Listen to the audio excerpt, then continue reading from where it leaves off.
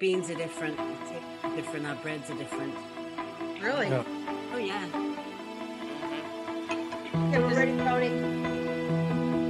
English.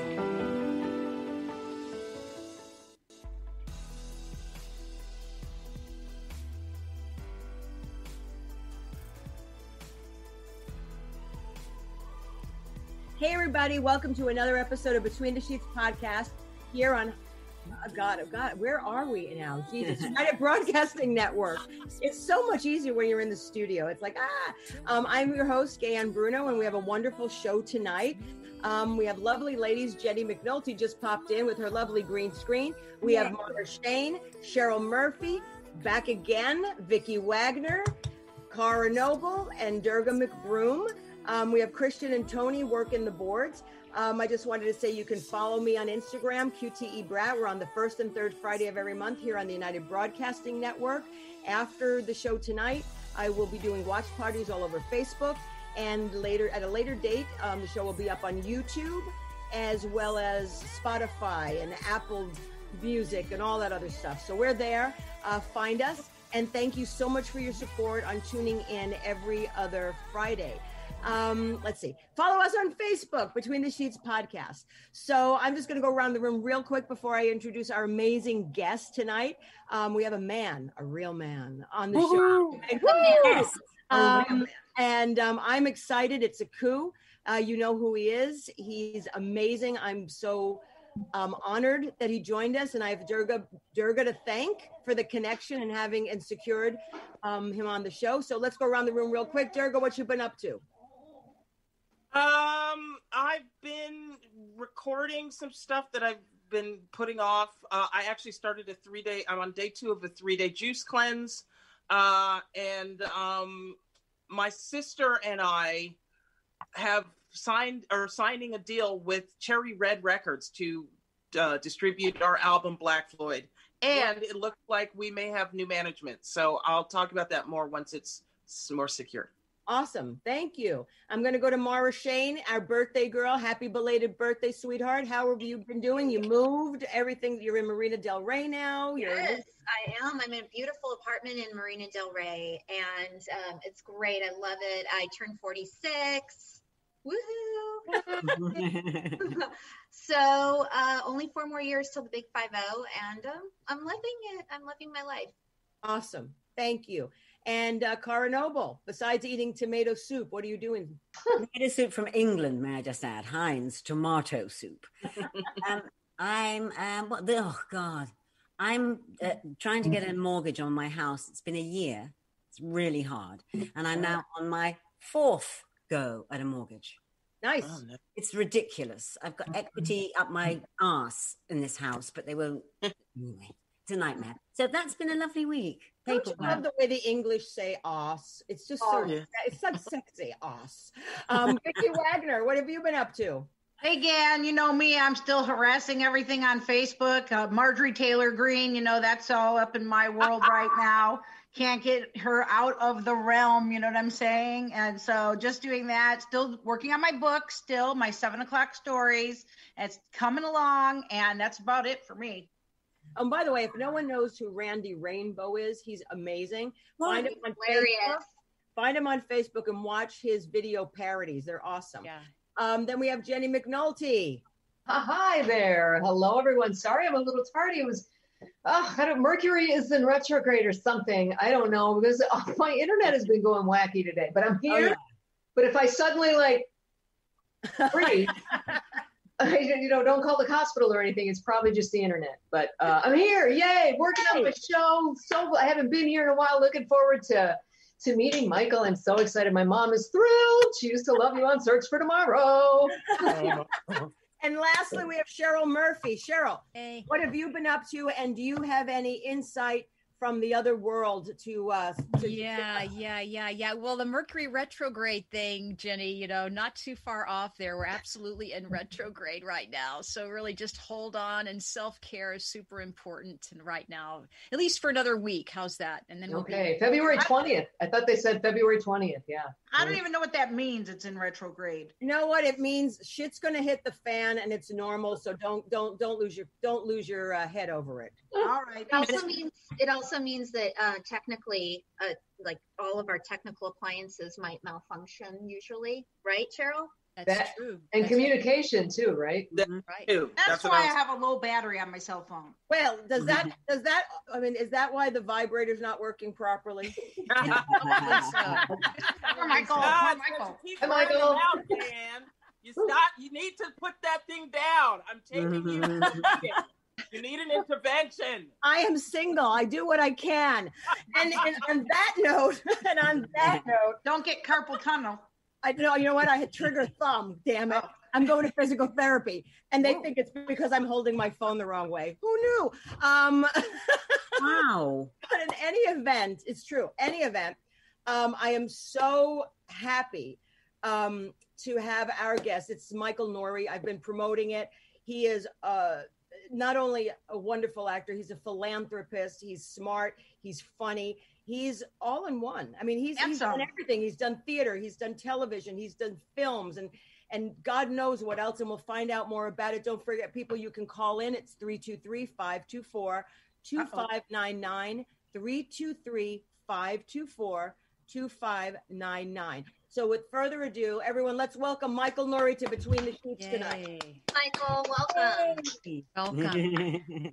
So Michael, you are a Sagittarius, I hear. Yes. Yep. December 9th. Well, happy belated birthday. A few months late, but nonetheless, we haven't seen you. So you started out you lived in New Jersey for a while. Was it Alpine? I grew up in Alpine, New Jersey until I was in my early teens. And then my parents sent me away to a boarding school, an all-boys boarding school in Connecticut. Cool. Yeah, Wow. That was great. Did you really like it? It saved me. It saved me. I was getting killed in public high school in the 50s. It was a rebel, like what? You're getting beat up or what? Oh yeah, I was either getting beat up or beating somebody up. Mostly getting beat up. Oh, you played both sides. Okay, that was good. You balanced it out. I only say that. I mean, I grew up in Jersey, but I actually grew up in the hood. I don't know. Alpine, New Jersey doesn't seem to be that rough. I grew up in like Hoboken and North Bergen. Well, yeah, but we were neighbors. Alpine is very close to Hoboken. I went to Tenafly High School. Okay. Englewood. Yep. But in the 50s, it was a whole different deal. Alpine now is fancy schmancy. Yeah, it's kind of yeah, it is kind of it is. Back then, it was all farmland back then. Oh wow! So when did the theater bug hit you, or when did that happen in your life? Yeah, that happened when I was in boarding school, doing a production of Gilbert and Sullivan's Trial by Jury, and that's when I discovered that I love to sing and make people laugh, and that was in my freshman year of high school, and I think that's when the bug bit. Yeah. And so after that, it hold on one second. Am I with you? There we go. Lost you for a second. I'm using my cell phone, so Mercury is retrograding. There you go. It's true. So yeah, that was the first time, but it didn't occur to me until quite a few years later that I was going to pursue it as a profession. Now you went to Emerson College, right? Yes, I went to Emerson. Before that, I went to Rollins in Florida, in Winter Park, Florida. And were you studying theater at the time? Yes. Rollins had a great theater department, and Emerson had a really good theater department too. And Henry Winkler was a classmate. I love Henry. He's such a cool guy. Yeah. So what was your first, when did you move out to LA, or you started your career in New York? I started my career in New York. I auditioned for a Broadway show with Julie Harris. It was called 40 Carats, Carats. Mm-hmm. It was produced by David Merrick. It was directed by Abe Burrows, and it was stage managed by Abe's son, Jimmy Burrows. Oh, and if anyone doesn't know who Jimmy is, Jimmy is the director. He's amazing. He's like a TV guru. I mean, anything on television, you would pretty much see Jimmy Burrows' name on it. Yeah, he's the kind of the Aaron Sorkin of comedy. Exactly. Yeah, so that was it. That was my beginning. My acting debut was on Broadway. Were you singing and dancing as well? I was with Julie Andrews, right? I was not singing in that show. That was not a musical. Oh. And when they saw me dance, they begged me not to dance. But Michael, come on now. You have an amazing voice. You got a lovely voice. Gorgeous. Well, thank you. Voice. Thank you very much. But I like your Italian accent voice the best. You like the Italian accent? Definitely. That's not Italian. That's New York Italian. Italiano. What's New going York on over there? Italian rock. Stop it. But I mean, you're not even Italian. For the longest time, because like when I was younger, I thought, anything with that ended in a vowel, you had to be Italian, and you're not. You are half Irish and half Iraqi. My father was born in Baghdad. Wow. And my mom was born in Boston, and her mom is from Dublin. Nice. So Irish and Iraqi is pretty wacky. I tell you. Big hot combo. Yeah. It's a crazy combo. So after you segued, you did some Broadway stuff, off Broadway stuff. Was like the soap opera next? The Search for Tomorrow next? Yes. Yeah. Search for Tomorrow came after Broadway. Now, how did you get into that? How did you get into that one? Whoa, into Search for Tomorrow? Yeah. I must have auditioned for it, and then I was cast in that role of Steve Kaslow, I think was the guy's name, and Kevin Kline was a castmate. That's when I got to know Kevin. We worked together on that. It was really interesting. We had some great actors pass through the doorway of Search for Tomorrow, and I did that for about 2 years, 2.5 years. Wow. Now the thing is, like, I really have deep respect for people that work in daytime, because first of all, a lot of actors started in that field, and they started, that was like a, I don't know, maybe like, because not everybody was going to be on movies first or whatever. So, and I've worked on Y&R. I mean, I haven't been on it, but I've worked behind the scenes on Y&R, Young and the Restless, and Bold and the Beautiful. And what you guys need to sort of memorize in one day, and a lot, and then you have to show emotion. And it really is a great sort of ground zero for actors to sort of learn their craft. Right. Well, back at the time that I was doing it, we had teleprompters. Really? They've gotten rid of it. But we had teleprompters, and you could tell back in those days. You could see that somebody was not looking at the character that they were talking to. Like on SNL. You couldn't be gazing lovingly into their eyes while you were reading your love lines then, right? Exactly. It made it kind of hard. How difficult what do you mean you think I stole the baby?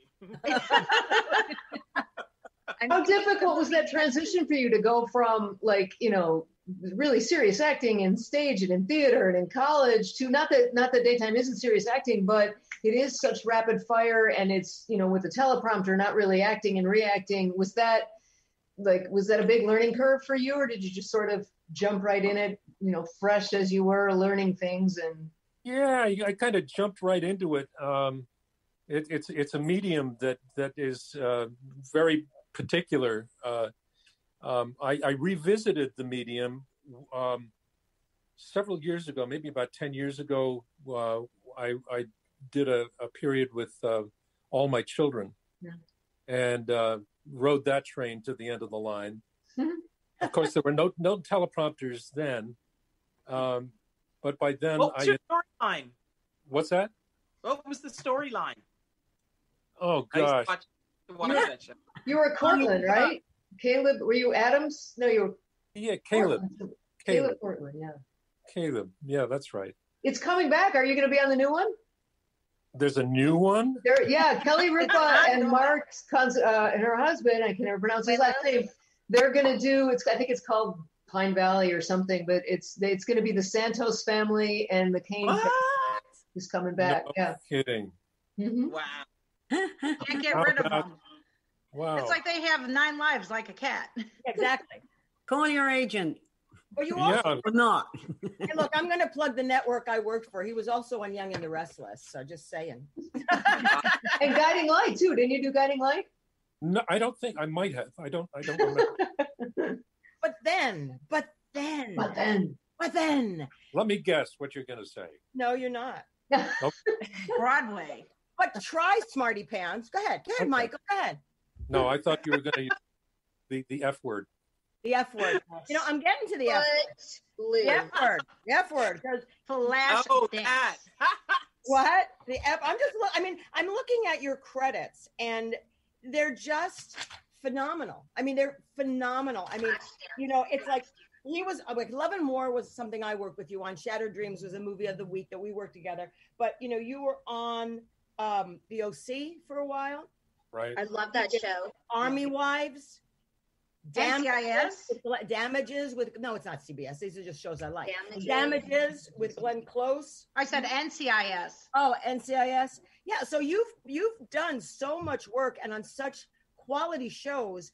And I know some of these shows, they just don't hire like shitty actors. They really go for the cream of the crop. And you and your entire career embody that. So I applaud you for doing such amazing work that we all have enjoyed throughout throughout my lifetime, that you're just phenomenal. So that brings me to the F word. Thank you. First of all, thank you very much for those kind words. I really appreciate that. No, you're welcome. I'm telling you, I was really excited when Durga said, you know, she was going to put a call into you. So I was stoked because it's sort of like I've been in the business a very long time, but I'm in the business because I love actors. And there's always a little piece of me, no matter what, that's a little starstruck, that I can't believe that I'm in the business that I dreamed I was going to be in, and it's come full circle. Didn't know what I was going to do with it. So I still am a little starstruck. So thank you for bringing joy to my life, okay? And a lot of you want to hear a starstruck story? I do. Yes. I was doing a show with Patti LuPone on Broadway at City Center.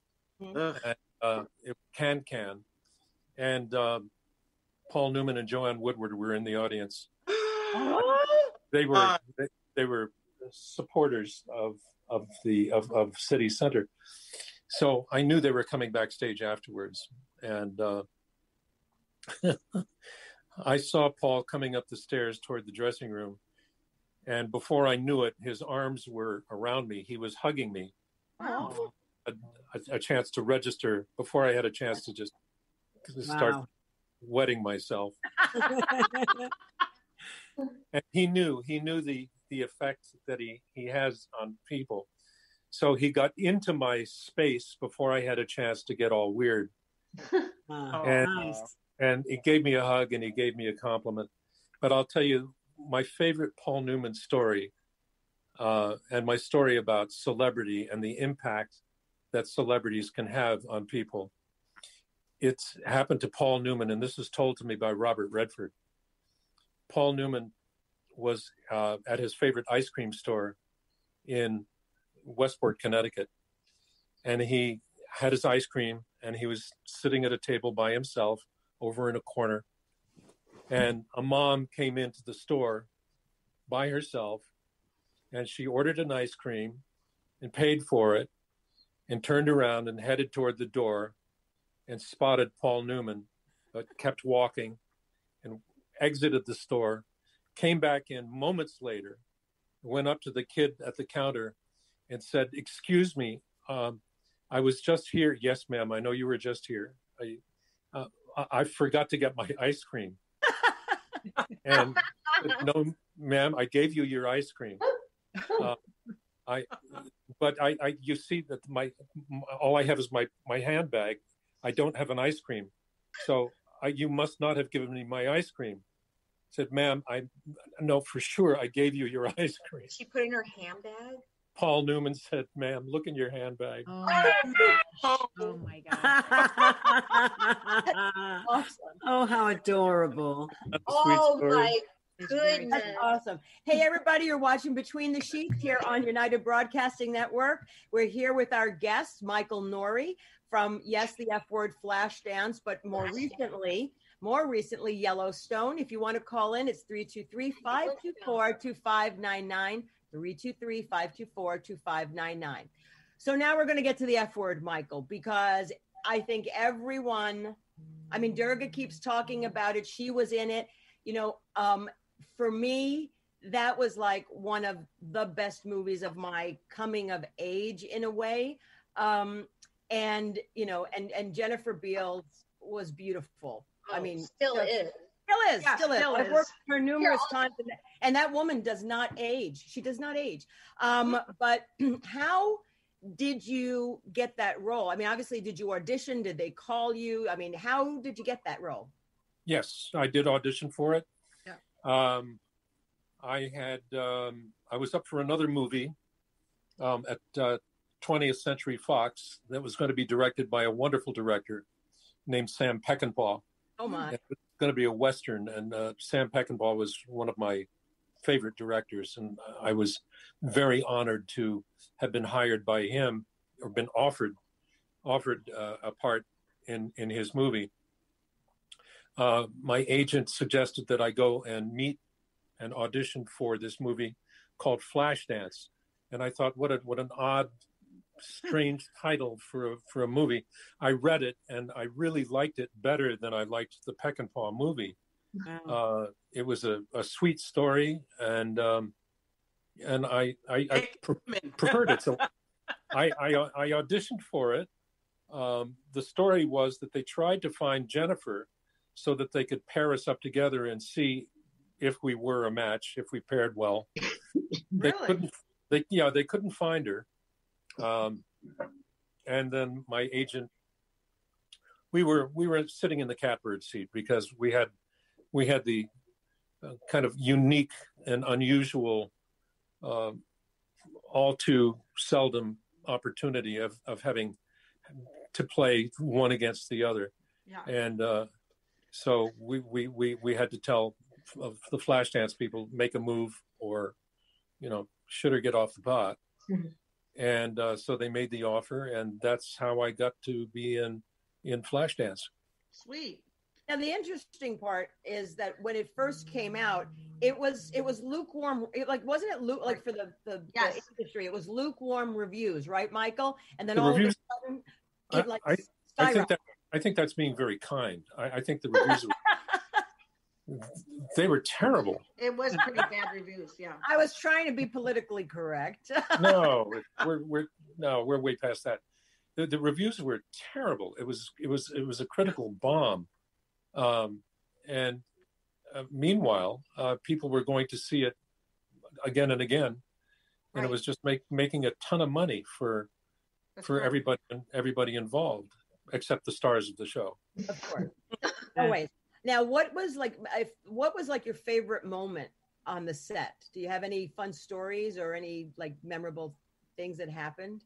Well, I will tell you, not just because she's here with us tonight, but one of the great blessings about being in that show was meeting my friend Durga. Aww. And she and Kyle Hefner also has turned into an enduring friendship. I think that I think that there's a moment in the movie that was not scripted, and it's when I go to see Alex, and we've been in the rain, and I come in from the rain, and she goes to light a cigarette, and I knock the cigarette out of her mouth, and she slaps me. And I said, "You don't get it. You give up your dream, you die." And that just happened in the spur of the moment. Oh, wow. So, Wait, was that line too? I believe that line was, I don't think that Wow. line was in the script. That's one of those powerful lines in the whole movie. Durga, do you remember if that line was in the script or not? We had so many iterations of the script. I don't even know, to be honest. Yeah. Well, we won't let facts get in the way of a good story. No, facts. That's Please. what the But movie. where Facts don't matter. she slaps you like 3 times, and the third time she hit the window blind and it went flying up. Yeah, that's right. Great scene. That was a great scene. Yeah.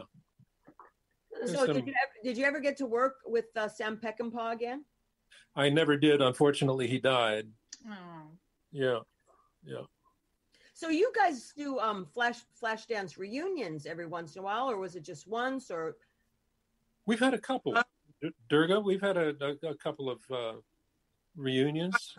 We did the 30-year anniversary, which was they put it. It was the first time I'd seen it on the big screen since it was out in '83. Wow. And they had that at the Arrow, the theater in Santa Monica, and that was really great. Yeah. And I hadn't seen Michael for a while. We talked, occasionally, but we reconnected there. And then shortly thereafter, my husband died. And I got to tell you, ladies, this man really, really was there for me. Oh. Every day for a while, I'd see in my inbox just a flower or a great poem or something uplifting. And just the love this man showed me really helped a lot. So if you're wondering, is he good looking and a nice man? Yes. He's both. more importantly, Michael, are you married? You're single. You're single right now? Wow. I am Excuse single. me, why are all the lesbians asking him if he's married? Trying to hook you up, Mara. Come on. Or Tara, sorry. Honest with you, to be a lesbian now isn't all it's cracked up to be. So, you may be going on the other side of the fence. Who I'm knows? telling you, he's a good looking man. Michael's very good looking. I agree, Mara. And if we're going to be like lesbian shamed because we know handsomeness, screw y'all. Yeah, you you're right. sorry. You're right. I said nothing. Michael, do you what is it? I mean, you probably don't even have to audition anymore, but what? Yes, I do. You do? Do you how is this whole shooting them yourselves in your home, or do they hook you up better? I don't know about you guys, but we get these auditions now, and you have to shoot it yourself and send it into them, and it's just such a weird way to do it now. Are you having that same experience, or do they send you guys different setups and things, or what's that? No, it's the same. It's the same for me, and I have to tell you, it's a big adjustment for me. Yeah. And my agents have told me that you've got to really commit to this in the same way. Oh. You have to commit to this process in the same way that you would as if you were going in to meet in person. So what do you do? Do you hook up your cell phone to a tripod or something, or what's your way that you do it? So far I've had a friend come over and hold the camera for me. Right. Oh, that's good. And Yeah. run the lines with me until I know the scene, and do it that way. I understand that it can be done much more elaborately and professionally. It's for me, it's really about putting out the ego fires. I've got this voice in my head that is going, "Are you really? Do I really have to do this? I really." Yeah. Are you kidding me? I've got to be doing this. I've got I don't know how many reels of work. Yeah. 50 years of work, and Long time. so that's a challenge for me, and I have to. It's a real exercise, a real discipline in humility. I have to say, look, if you want this job, if you want this gig, this is the game now. This is This is the way it is. This is the reality. See, I never understood why someone with all your credits and why you have to still audition for things. I just don't get it. I'm going to guess that something to do with a lot of new, younger directors coming in. I was going to And, say that. they want to just pick, they just want to be the one that gets it all right. And that's, I guess that's fair enough. Yeah. Right? I think that's part of it. And I think maybe that the young up and coming ones they're not familiar with our work. Right. It's their way of creating a level playing field. Look, you've got the cherry picking goes on at the topmost level of the people who do not have to audition. They just get the offer. And then you've got the folks at my level where I am sometimes asked to audition and sometimes I get a straight offer. Nice. But to tell you the truth, it is a real challenge for me. It's a challenge to my ego. I have to get past that. I have to surmount that battle in order to really do a good audition, a self-taping audition. Let me put it to you this way too. I mean, Michael, did you ever model? No. You should have. You got the height and the look for it. But as someone who used to model, you can look at my book all you want to, but sometimes you need to see the person in the clothes to really see. I mean, because some people don't have an imagination, especially, it's really frustrating in the creative field. Sometimes the artist is working for a production team or a director or something who knows a fraction of what you do. And basically your job is to make them look good. I've worked for directors that, when I worked with Malcolm McDowell in Africa, we had a fantastic cast. It was Malcolm McDowell, Lois Childs, who was a Bond girl, Philippe Léotard, who was like the Jack Nicholson of France. And the director, it was like basically handing all of the pieces of a masterpiece to a chimpanzee. What the fuck he was doing. And we used to talk about it.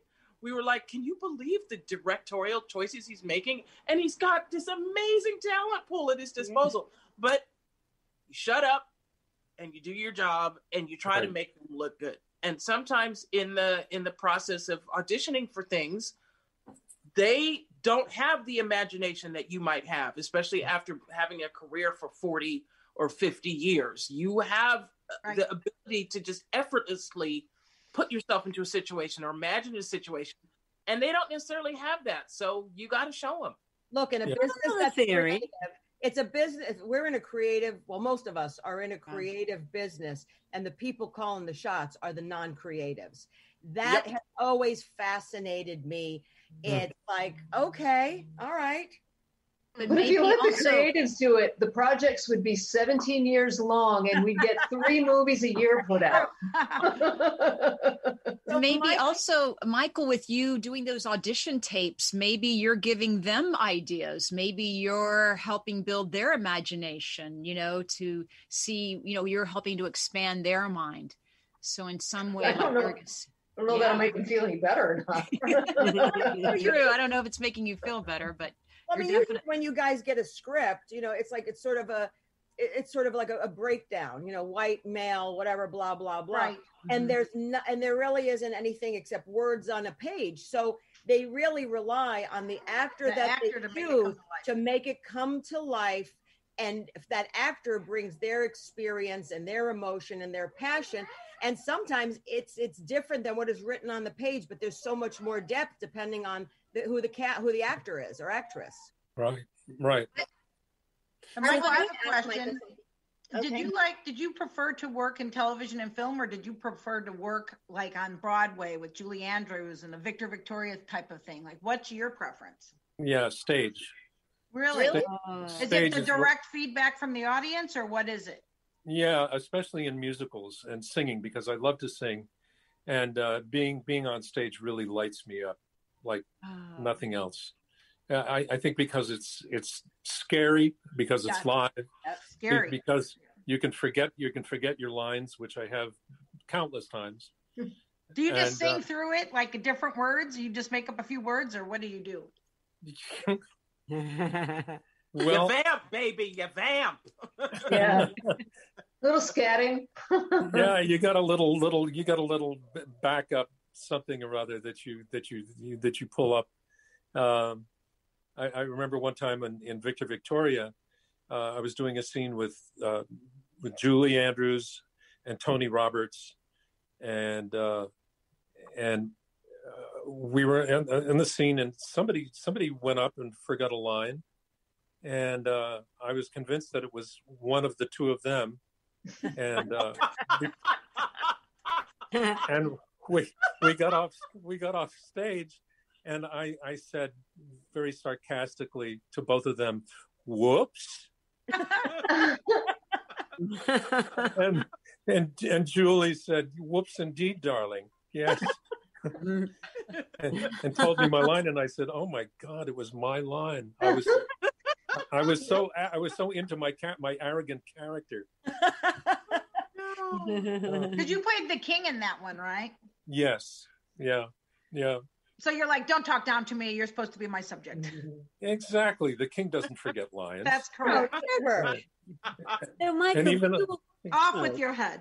So everybody, if you're listening to Between the Sheets here on United Broadcasting Network, 323-524-2599. Don't be shy. Don't be scared. Call in, 323-524-2599. Go ahead, Cara. I was going to say, like, when you audition in that way, I assume you have this last year, it means you don't actually meet them face to face till you've got the part and you walk in the first day of shoot. Is that how it is? Or do you still have a run through, or what?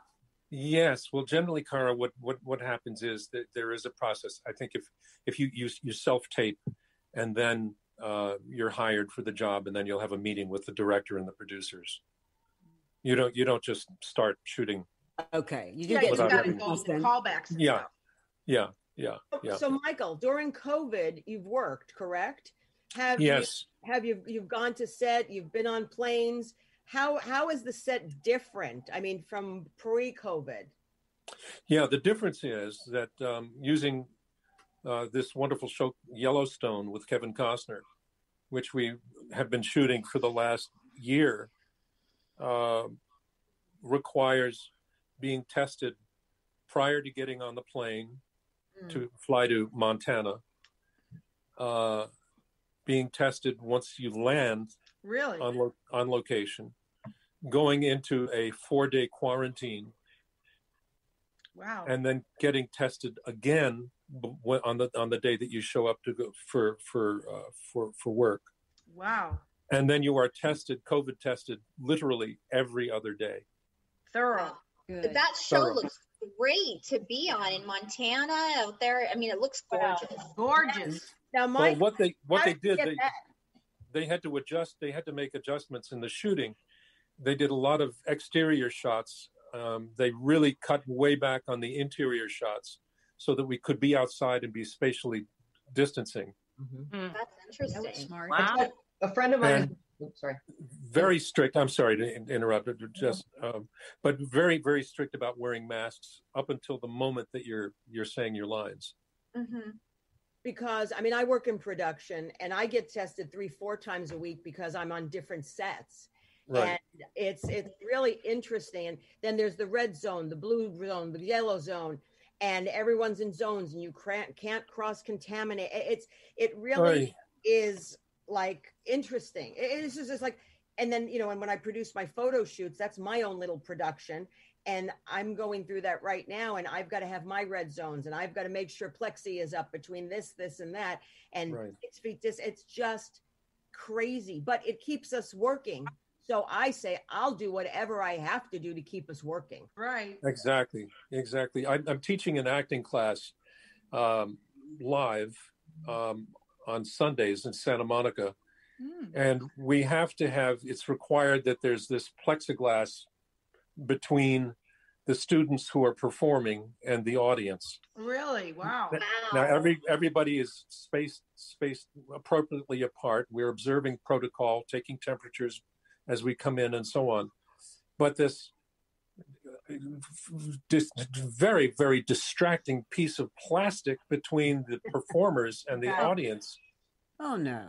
And That's great. so I had this idea in class on Sunday afternoon. I said, look, I had this idea about use everything. It's important that we use everything as actors, because at the moment we deny the existence of something that is in our real time, it really messes with our sense of truth, and it makes it hard. It just puts us in our head.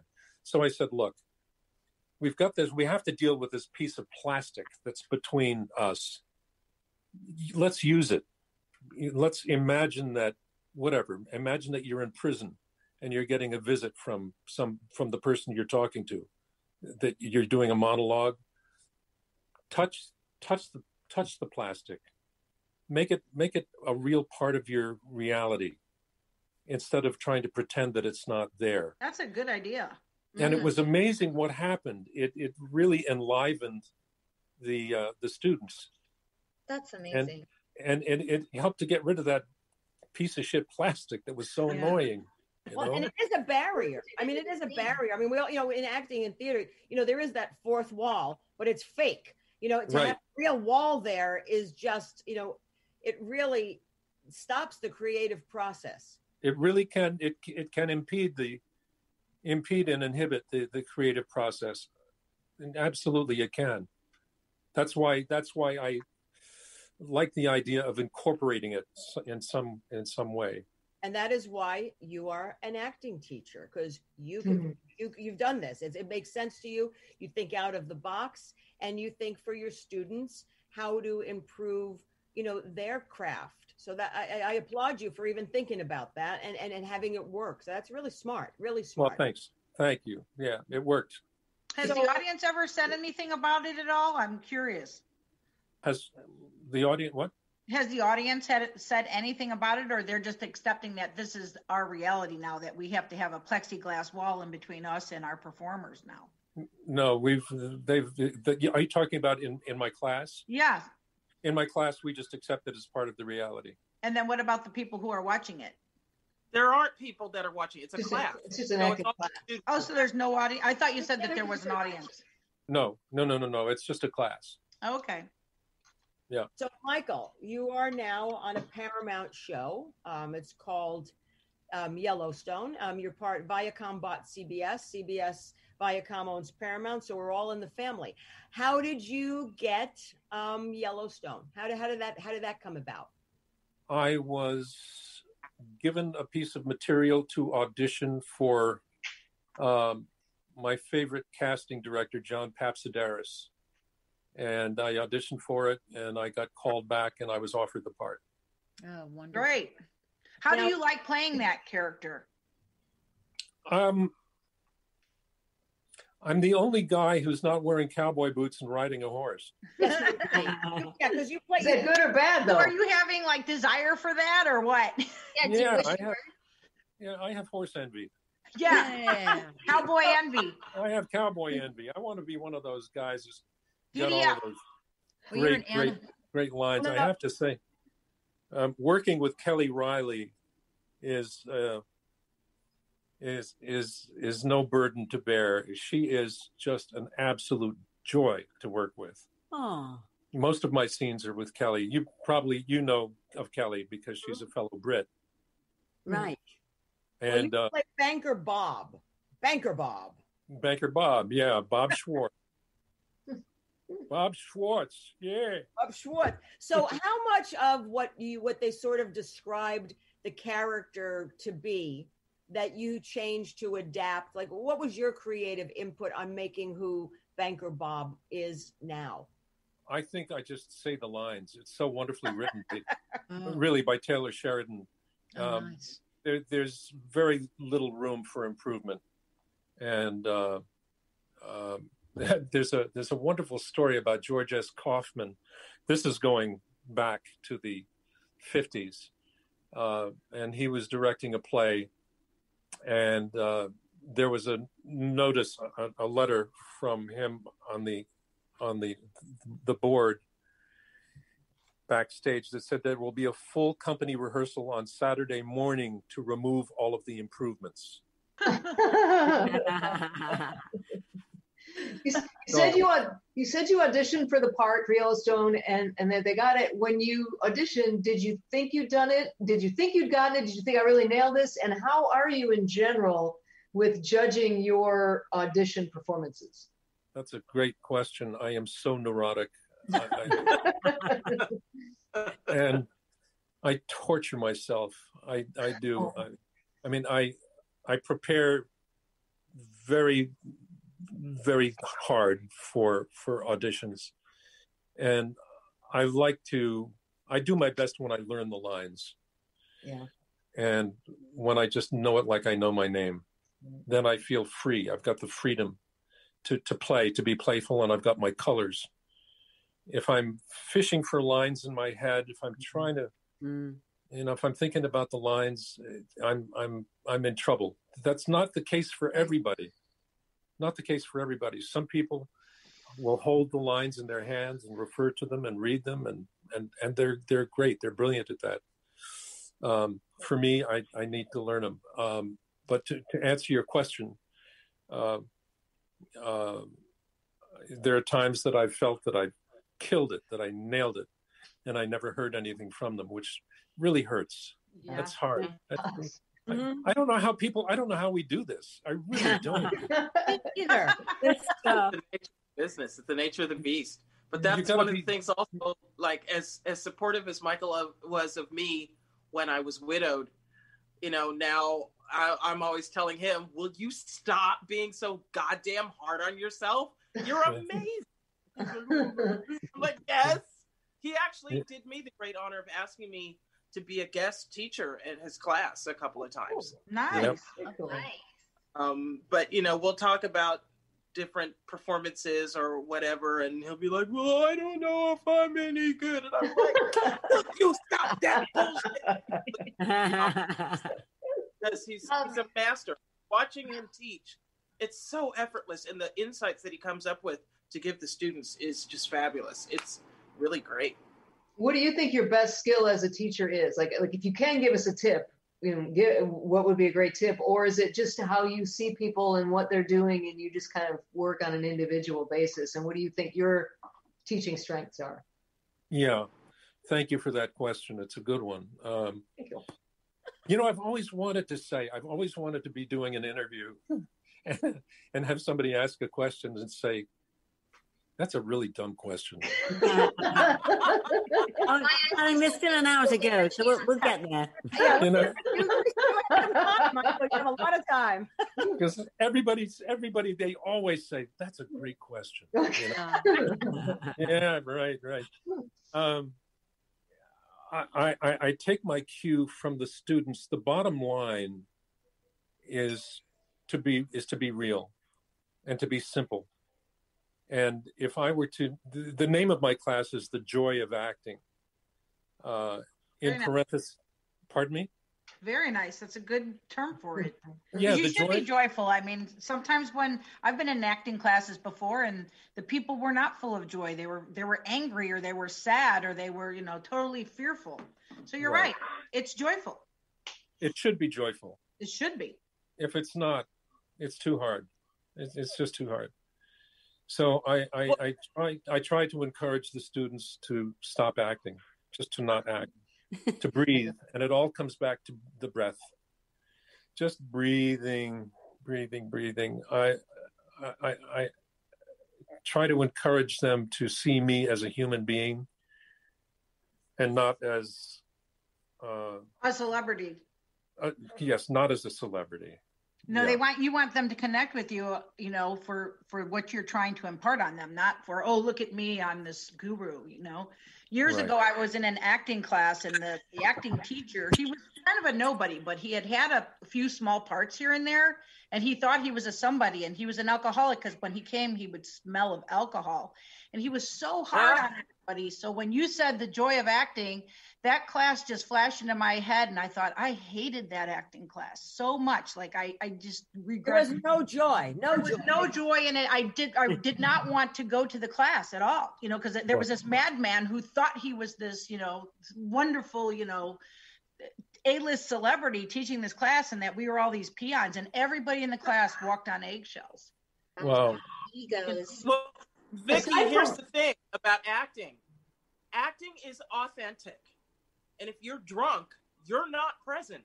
Correct. So it's the whole premise is shot out the window to begin with. I had a really great acting teacher too, Kenneth McMillan, who was Baron Harkonnen in Dune, and you've seen him in a lot of stuff. He would come to class like really high. A lot of I gathered, like, I found out after he died that he liked to ski in the bathroom a little bit, but he was present. Yeah, I mean, I grew up in New York, and I was supposedly in my head on the acting path, and I went to AADA, and I studied with Uta Hagen. I went to HB Studios. I also studied with Susan Strasberg because I was at the Lee Strasberg, and I did that all in my youth, and it was amazing. And I just didn't have, to be honest, I didn't have the chops, not as an actor, but just for like the rejection and that stuff, and living from like, hand to mouth. I was like, no, I need a steady job. And I just couldn't do that. And yet I still did it, but it's hard. It's hard to be an actor. It really is. To be a true actor, it's about the passion and not the money. And that to me has been, that's why I prefer, I love theater. I've always loved theater. I think some of the best, if there's a lot of TV actors or movie actors that haven't done theater, and to me, they're okay actors, but if you have done theater, then you have the chops to be an actor. Yeah. My opinion only, not the opinion of the network that I work for. I'll tell you something. When I was about 14, and I was teetering at that time, I had grown up thinking, like my parents, I was going to be a doctor. And then I started doing, a lot of theater at school and really, really getting into it. And then I had the most amazing teacher at Santa Monica High School, believe it or not. It had us doing Bertolt Brecht and, the Diary of Anne Frank in high school, which is crazy. And so I was sitting watching TV one day, and it was an interview with Jane Fonda. And she said something that set my life path for me. She said, they asked her that question, if you had any advice to give to a young upcoming actress today, what would you, and so she was like, here's what I'll say. Don't go into acting because you want to. Be an actor because you have to, because you need to, because you feel like something in you is missing if you're not pursuing that. Yeah. And she identified the fire that I had developed in my belly for me that made it immediately apparent to me. I'm not going to medical school. Being a performer is who I am. Yeah. Amazing. Can I ask Michael a question? Hold on. I want to take a caller. Can we put a hold on that for a moment? Sure. Hello. Welcome to Between the Sheets. Hello. Hi. Hello. Hello. Is this Joe? Yes, this is Joe Papadenis calling. Hi, Joe. Thank you very much. Joe. Hi, everybody. Hello, everyone. So my Joe. Okay, so Michael, I just wanted to say that you are the most genuine, authentic actor that I have heard speaking. I could listen to you all night long talking about the business. Wow. Thank you very much. It's like an art for you. You're an artist. It's evident. You love it. So thank you. Thank you. Are you in the business? Are you an actor?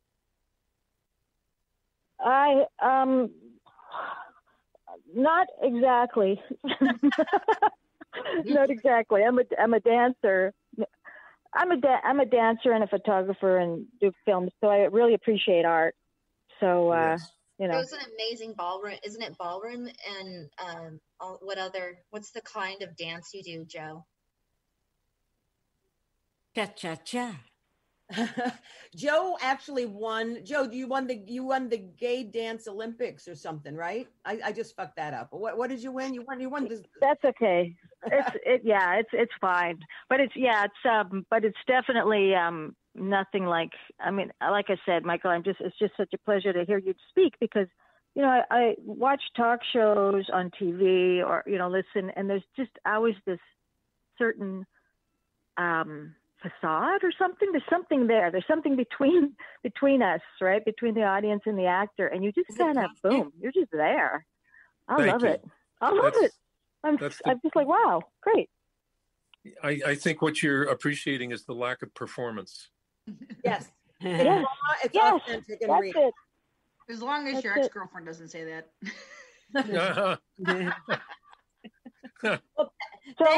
So my question for you is, if you had to do it over, I mean, I know this is a huge question.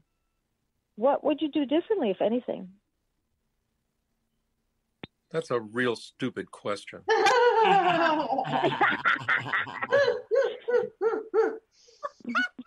Thank you. Thank you very much. No, it's a joke. It was a joke. We were just talking about that. Joe, when I was on hold, I couldn't hear anything. Joe, I'm so sorry. I'm pulling your leg. I'm in a wheelchair, so she's not. That's a joke. Got to. I'm sorry, that was a really bad joke too. Oh God. But it's a huge question. But I was just thinking off the top of your head. I mean, I don't know. During COVID time, during reflection, I mean, do you think about what else would you do? What else would you have liked to do instead of acting? Being a musician, being James Taylor. Really? James Taylor is one of my so good. I got to tell you something really quick. When I was a kid, I used to have a Barbie doll, and I had a Donnie doll from Donnie and Marie, and I would make my Barbie and my Donnie doll dance to James Taylor, My Handyman. Remember that song? Sure. My mom got it for me at a garage sale, this album that had all these different songs on it. And so when you mentioned James Taylor, oh my God, it just comes right to life. My Barbie and my Donnie doll dancing and being romantic. Oh. So just imagine why you pick James? Maybe doing this to little girls in their suburban bedrooms across the country. Why do you pick James Taylor? He's been a musical hero of mine since he came on the scene. We are the same age. We have very similar backgrounds, minus the challenge with drugs. I was spared that experience, and I'm really happy for James that he has survived that and provided us with so much amazing music. Amazing. His music just touches me. There's something about his voice, his lyrics, his music. Also, I play guitar. I love to play the guitar.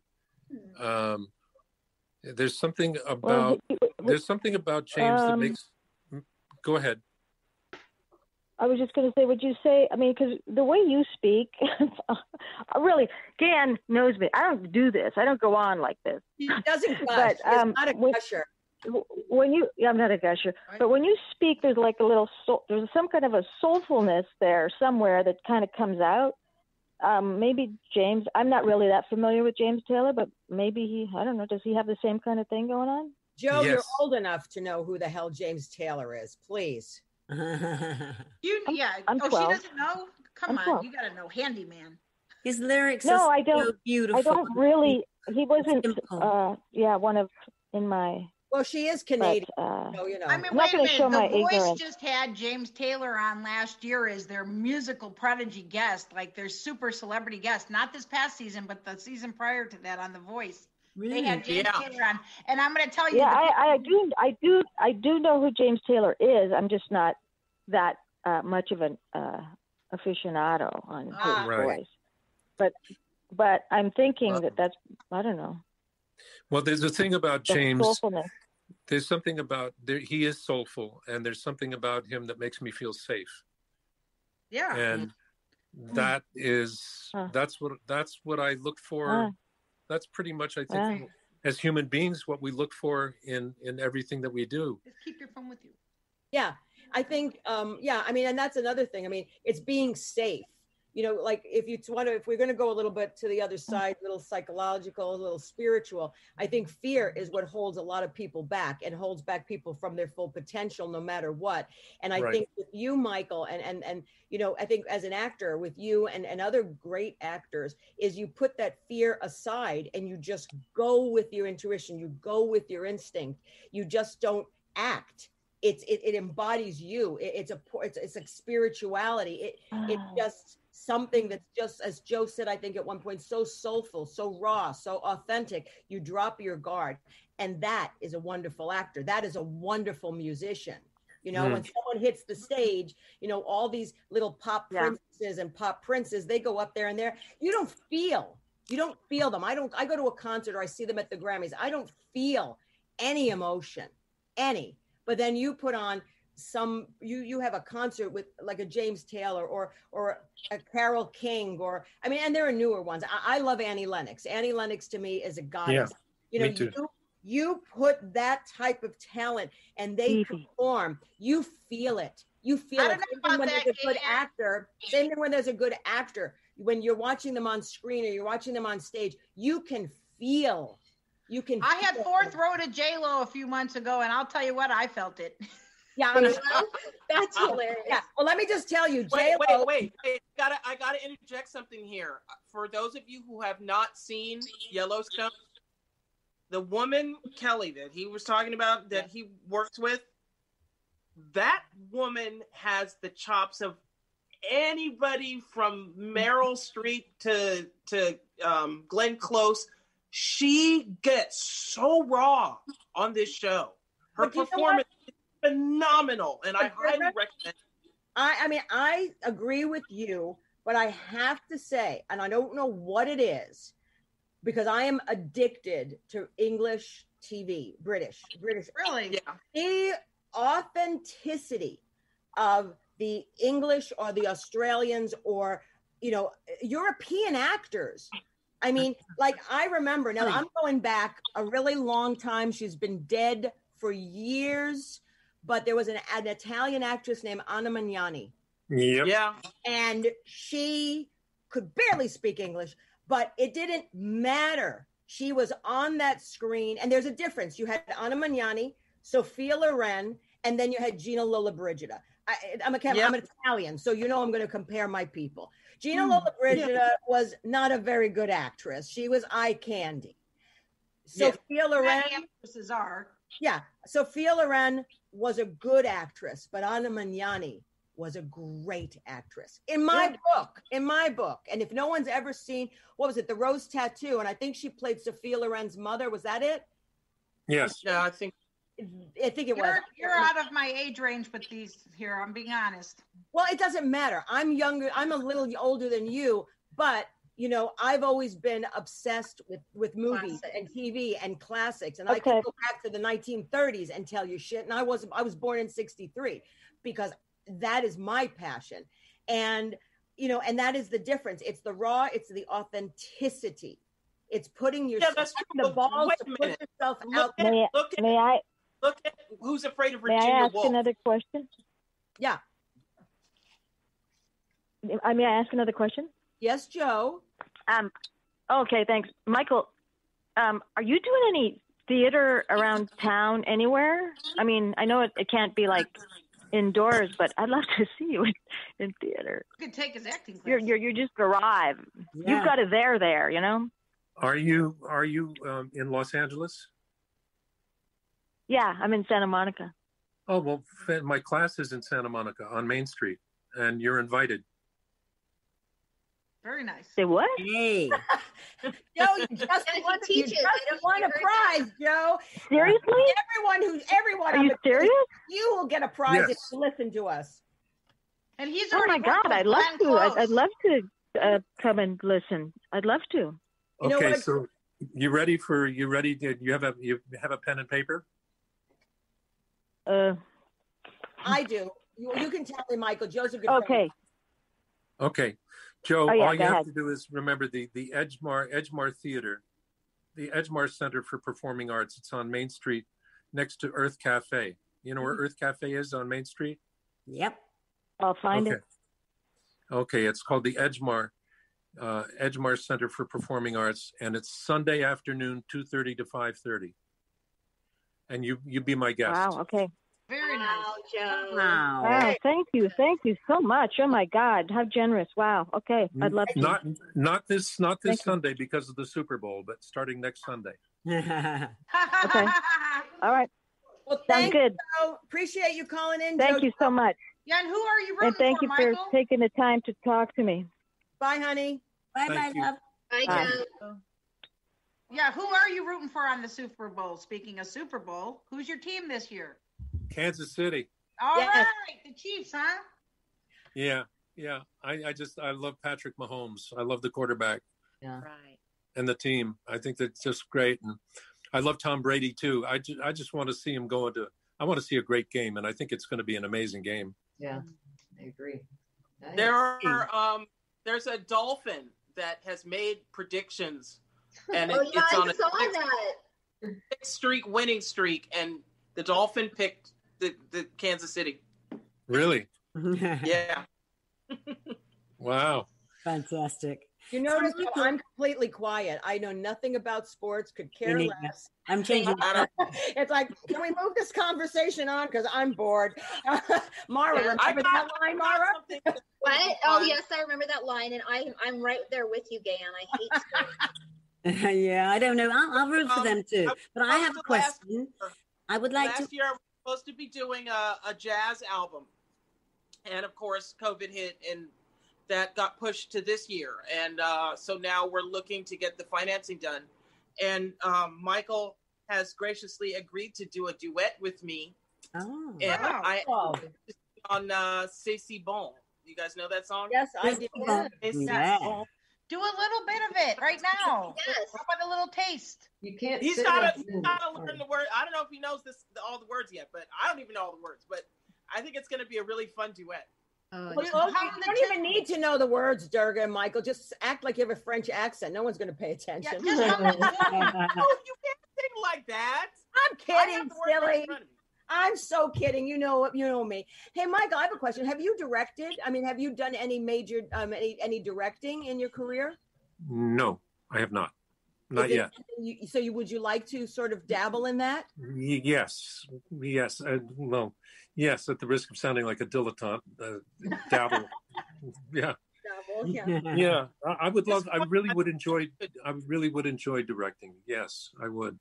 Cara, did you want to ask a question? I did. I wondered, have you ever had to gain loads of weight for a part and then had to lose it? How do people do that? It's That is incredible. Yeah. I just saw Amy Adams in a movie. I'm afraid I can't remember what it was called, but she's transformed. I mean, like Christian Bale and those people, they just and then they do go back in a short time. Yeah. Was it Hillbilly Elegy that you saw Yes. her in? Yes. Yeah. Right. She was great. I didn't see Yeah. that. Yeah. You can see it on right now. Yeah, I saw it a few weeks ago. Did she put on a ton of weight for that or something? Yeah. Oh. Yeah. She That part would be really, fun. really got into the part. I haven't even been able to lose any weight in this past year, let alone be an actor and do it. All right. I just Well, want to I'm not- know the special actor diet that you have, like, because they seem to do it. I mean, I guess they have trainers. I don't know how they, I guess if someone paid me like $1 million, I might. I guess they are getting $1 million. Exactly. What does Michael say? Thank you, Mara. Thank you, Mara. Question hence was for Michael. Yeah. What was the question again? Have you ever had to get fat or get thin? Oh, yes, I've lost weight. I've never had to gain a lot of weight, but I have. I've lost. Yes, I've lost. I think the most weight I've lost was about 25, 30 pounds to play a role. Wow. Wow. Oh, Pretty thin. And was that Yeah. hard? You getting the role? Did they say, right, we start rehearsals in 6 weeks. We'll see you then. 25 pounds later. Has that No, happened? they didn't even ask me to lose the weight. I just did it. I did it on my own. Nice. Yeah. Michael, what's on your plate next? Yes, there is a TV series called Devils, starring Patrick Dempsey. And we had one season. It's on the CW network. And they have ordered a new season. And I just got the call this week that they want me to come to Rome. I have to accept payment to go to Rome. For you. Oh, I'm so sorry. It sounds like a horrible. I know.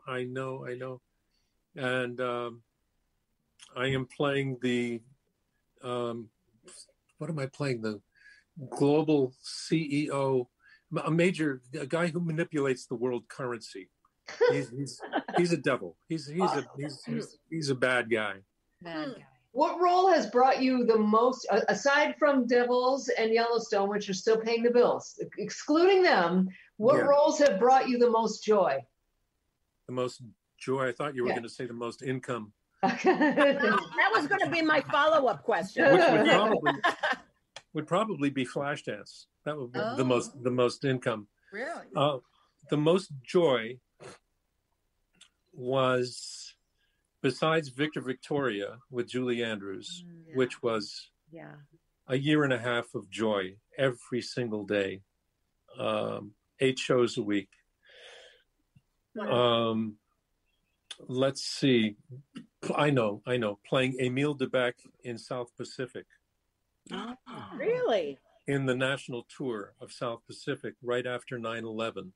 Wow. When they were not sure whether we were going to take it on the road or not. And thank God that we did, because the country was so vulnerable.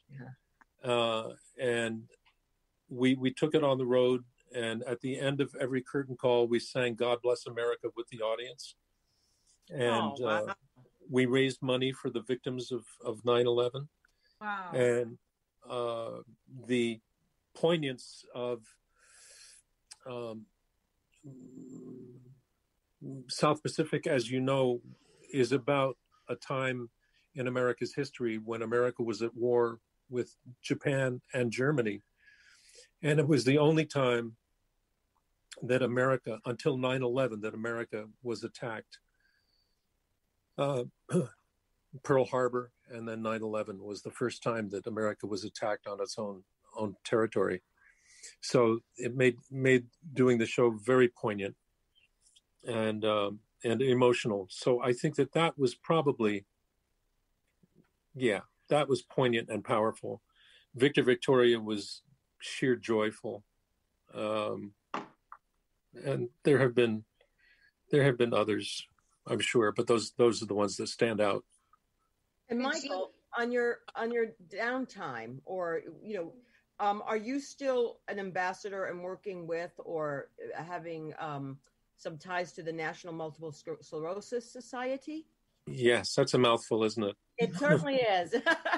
Sclerosis.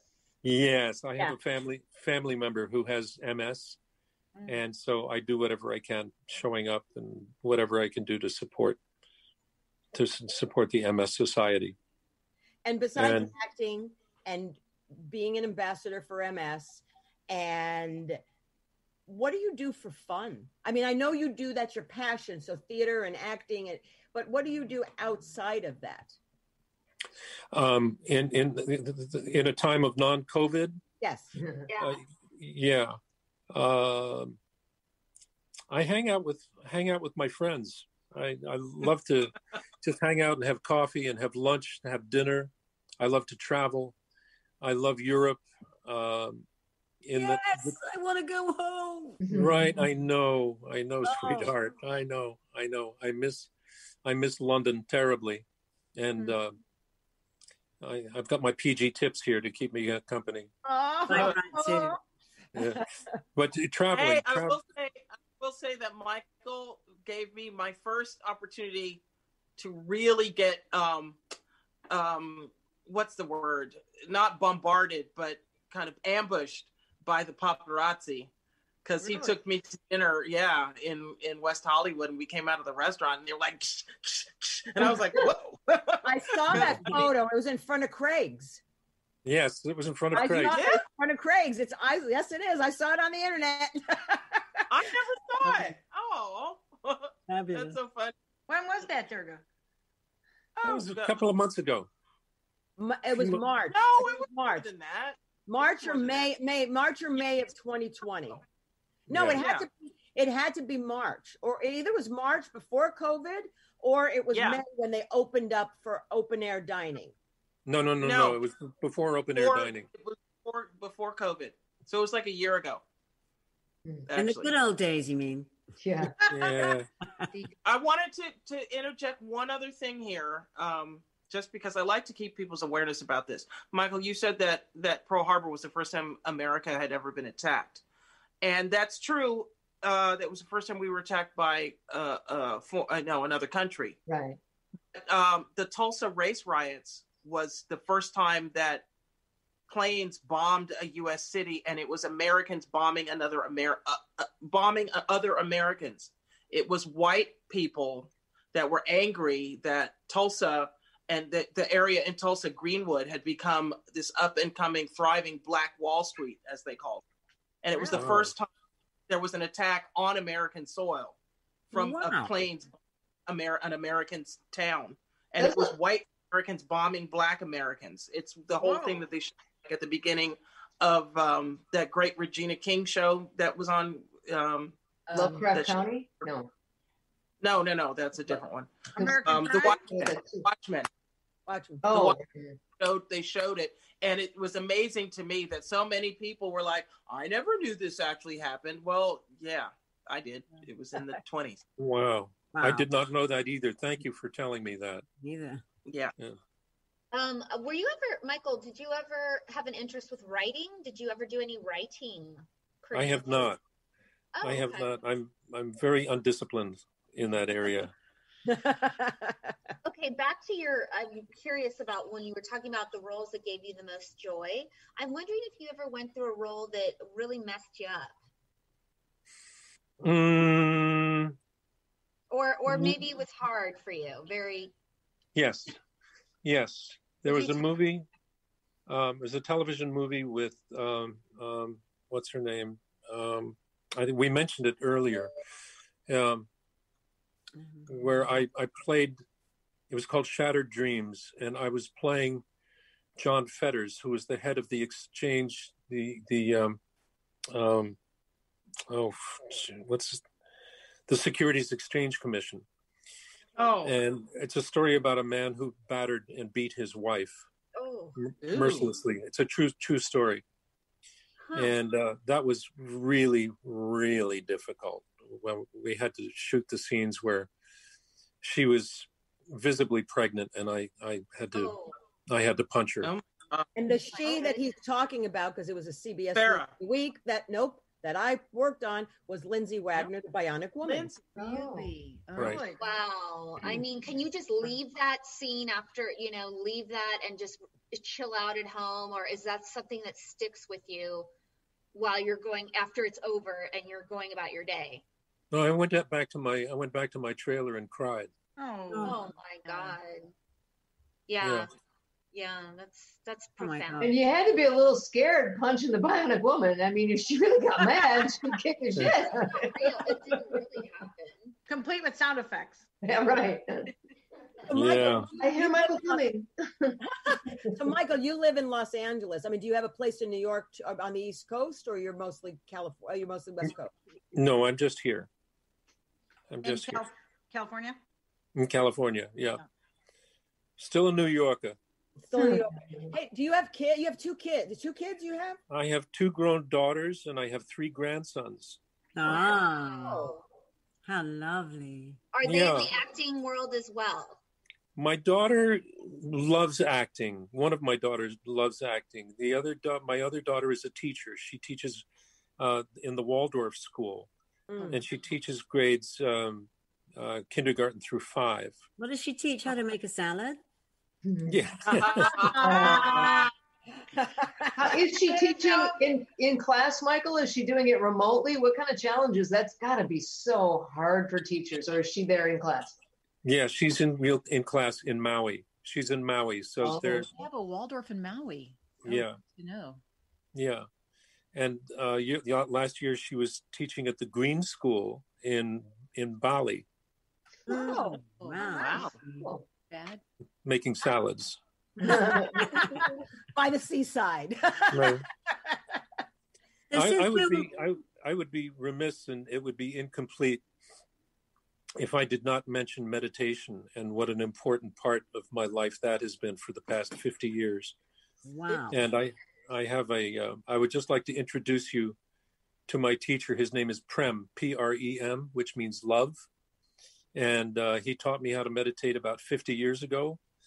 And I was introduced to him by my mom, who was convinced that he was a fraud and taking advantage of a lot of young kids, because at that time he was 13 years old. This is 50 years ago. Oh, wow. He was 13 years old, and my younger brother wanted to go to India to see him. And my mother went to chaperone my brother and to expose Prem as a fraud. And she came back 3 weeks later practicing meditation. Wow. And that's how I started meditating. And Wonderful. it's something that I do on a daily basis and I haven't really missed a day. Wow, after 50 years of meditation, you must be it's just like breathing now, I bet. Because for people like me and Gaye Ann, it's kind of hard it takes some time to build up to that. Well, Mara, let's start with we're ADHD. So unless we're medicated, we can't meditate. So no medication, no meditation. I'm trying to meditate, but I just think that Michael must be able to it must be so familiar to just slip into that meditational. Or do you ever have days that are difficult to do that? Yes, sure. Okay. Mm-hmm. Sure. There are days that the mind is very resistant and doesn't want to meditate and doesn't want to sit down and sit still. It wants to do anything but sit still and be quiet. And those are the days that I need it the most. Absolutely. Right. There's a show on Netflix about meditation. It's a guy who used to be a monk whose name is, I don't know, maybe he's still a monk. I don't know. Is it like a Marine? Once you're a monk, you're always a monk. But anyway, he does this thing on Netflix. Or when you're a jet, you're always a jet. There you go. That too. Jets, Marines, and monks. But at any rate, it's a guided meditation, but each show's about 20 minutes long. And the first one, he sort of talks about the topic, and he just sort of gradually talks a little slower and then gets you into this guided meditation. But I was actually going to ask you about that because you mentioned earlier when you were talking about teaching your actors that breathing was so important. And Durga, you were mentioning when you were talking about singing and stuff. And it's like, actors and musicians and the arts, whether it's, even painting and things of that nature, because that's very meditative that you do them, removing them from schools. And it's such a shame because it's such a critical part of humanness. It helps you, like you were saying, with acting or with singing or with meditating and getting yourself whole. It's such a shame because it's such an important thing, to be able to do that. Yes. Central. Yeah. Sorry, I was going with that. I just started rambling. So, Michael, when you meditate, sorry, go ahead, Durga. I was saying I was driving down Sunset Boulevard the other day, and it's The Sweetest Taboo by Sade came on the radio. Love that song. And in the summer of 2019 now, I cannot believe 2020 just like is empty. Yeah. I can't go, it was like me in my house. But so wow, right. 2019, I did a show at my favorite spa, which is an hour outside of Venezia in Italy. And we do this show called Jazz by the Pool. And I did it with my sister. And that was one of the songs we did. And I was instantly, the minute I heard the opening of that song, I was transported back to that stage. And everybody, that it's one of those songs that, the rehearsals really came together, and the song, when we started it in the show, everyone was smiling and we were just feeling that groove, and I had the shaker in my hand and it just came off beautifully. And the minute, I was going to sing along with it, and I just started crying because I'd forgotten how much I missed that feeling of connecting with the musicians. Yeah, it's nice to have the audience there. I'm not one of those people that needs the adulation. That's not why I do this. But just feeling in the pocket and feeling the band and having my sister singing with me and all of us looking at each other like, this sounds really good, you know? I didn't realize how much I'd missed that. And that to me is my meditation in a lot of cases. I mean, I do meditate too, not regularly because I'm really fucking lazy. But one of my greatest teachers taught me, who Werner Erhard, actually. A lot of people think he's a charlatan, but he was like an uncle to me, and he created Est and a lot of other stuff. He taught me that true mastery is when you disappear and the art is what's left there.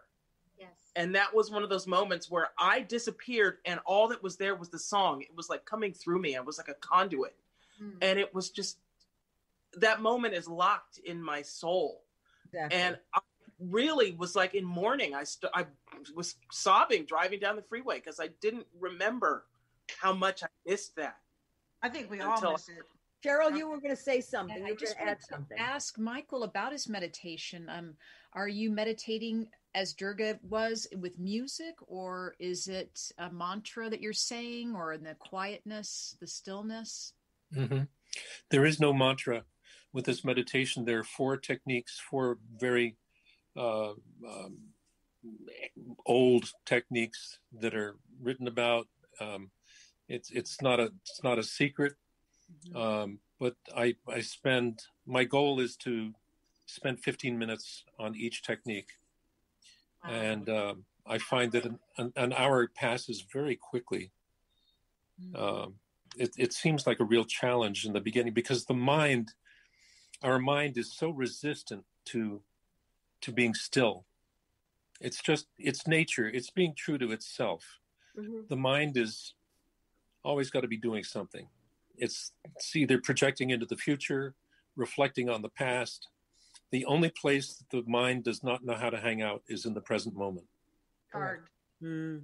Yes, so, and that's where the breath comes in. That's the power and the glory of the breath, because in that breath, in the space between the inhalation and the exhalation, is the perfect still moment where life is happening. That's where the energy that sustains us is happening.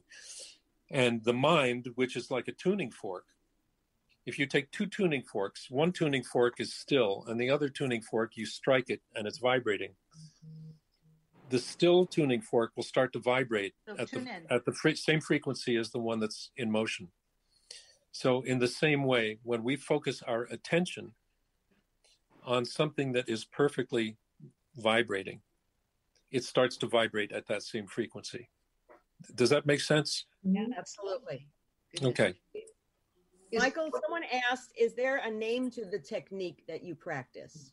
There is a name. I'll give you the name for the teacher. And his name is Prem, P-R-E-M, Rawat, R-A-W-A-T. And you can look him up on Google. And Prem Rawat. Have you heard of, obviously you've heard of Abraham Hicks and Esther. What are your thoughts on that? I really enjoy them. Yeah. I so enjoy them. I think they're just wonderful. There's so many wonderful teachers. I think Werner Erhard is a great teacher.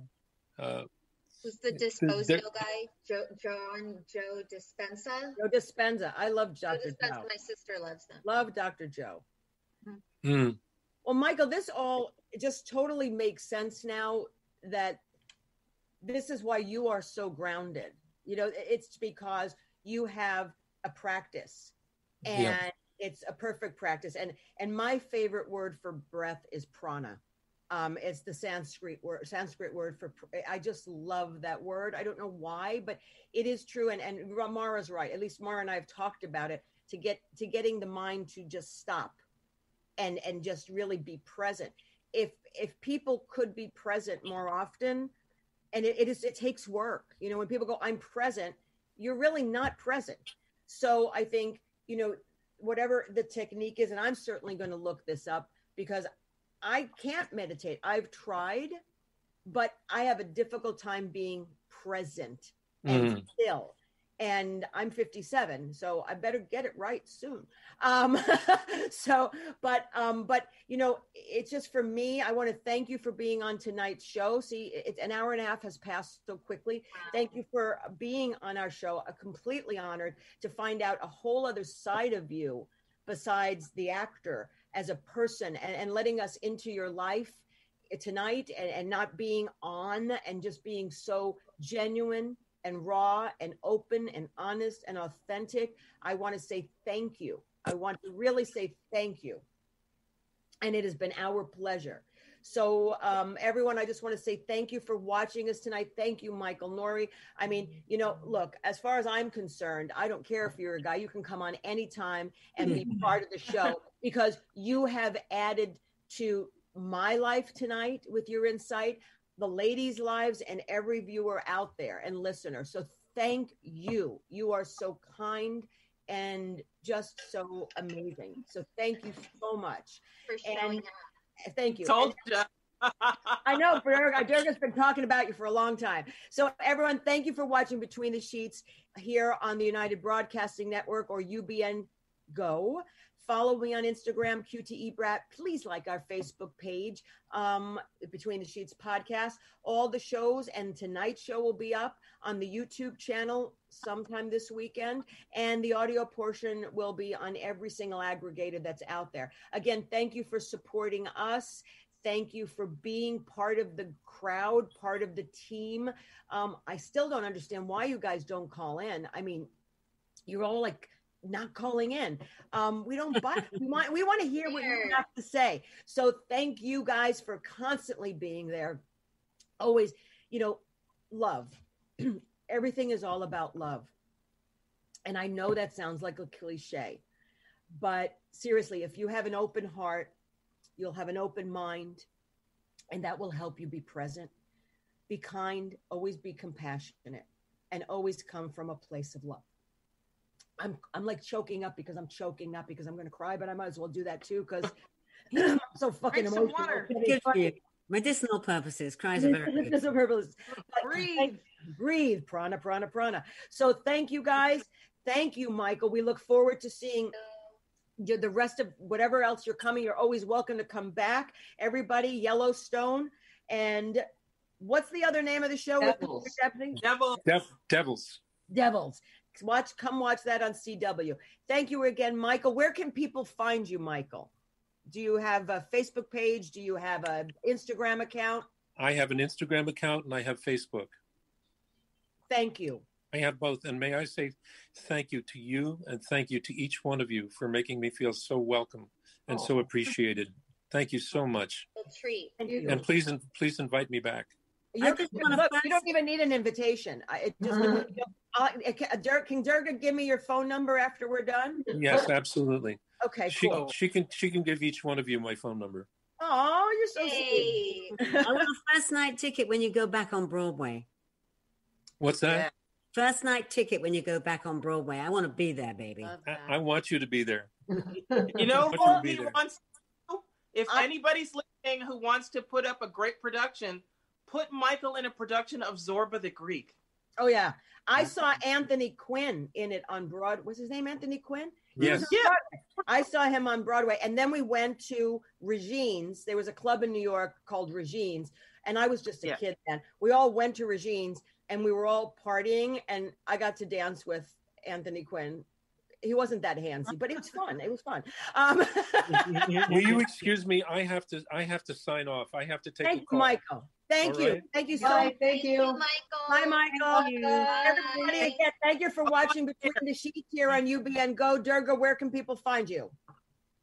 I have three Facebook pages. Durga Diva on Instagram, Durga Diva on YouTube, and Mrs. Durga McBroom on Twitter.